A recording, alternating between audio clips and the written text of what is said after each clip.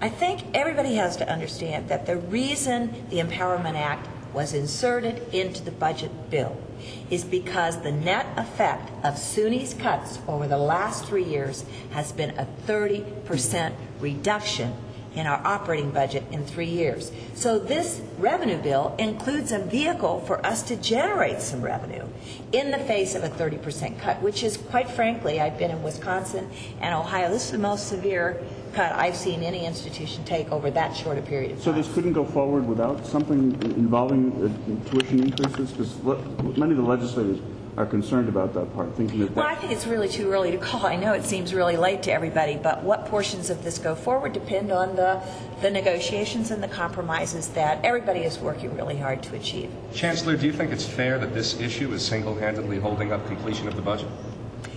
You know, what actually gets held up at the end is a real array of issues. I think the fact that we are still in play is a major statement about how important SUNY is to the state of New York. Our whole strategic plan is about our ability to revitalize New York's economy. That's our story. We're sticking to it. There are 3 senators, though, threatening to vote no on the revenue bill unless SUNY empowerment passes. So it's been said that this issue is holding up the budget. Well, I'm not denying that. It seems to be a part of what the delay is. You know, there are other issues holding up the budget as well in terms of federal Medicaid payment.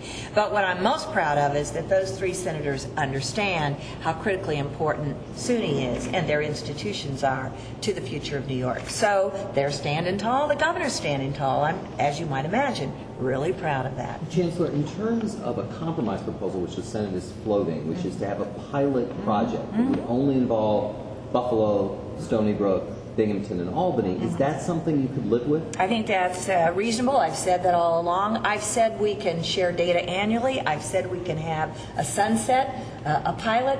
I want you to understand that every time we've been asked to consider a compromise, we have.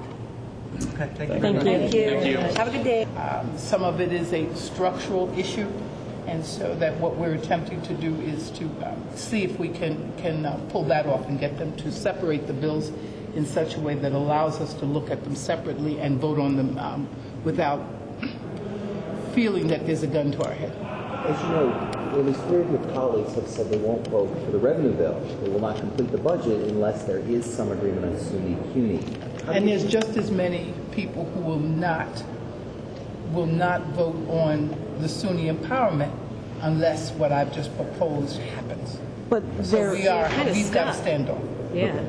How long do you think that's going to? As long as it's going to take. These are very major issues. These are not just.